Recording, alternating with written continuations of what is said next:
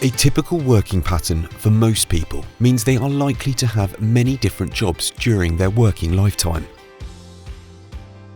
It is also common to have various pension arrangements from the time in each job. So people can end up with multiple pension pots scattered around and without any form of joined-up strategy towards them. This is because the pensions have not been coordinated around a specific approach, but simply accumulated with jobs.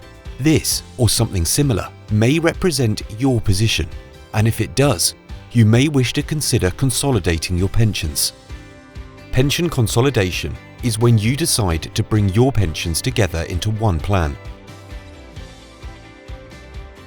This can be attractive and comes with several possible advantages. The first advantage is that everything in one place could make things clearer, easier to manage and control. Secondly, you could save on costs or charges if you can transfer from higher cost schemes to a lower cost one.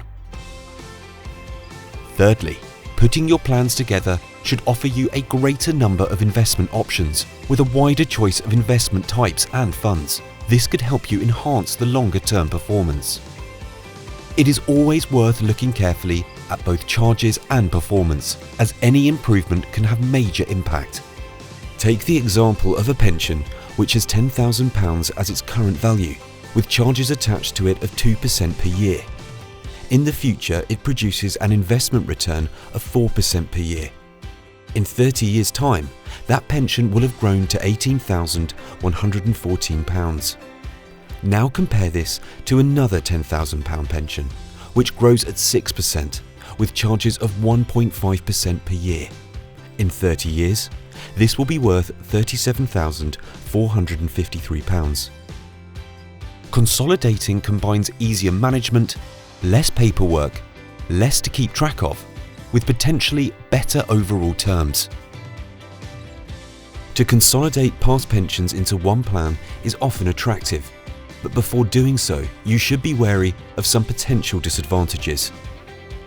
If any of your pensions were a defined benefit pension scheme, they would probably have a minimum or guaranteed income at retirement, which is difficult to replace, and you should generally be very cautious about moving this type of pension. In a similar way, some older schemes, regardless of their type, may have other forms of guarantee, which could be valuable.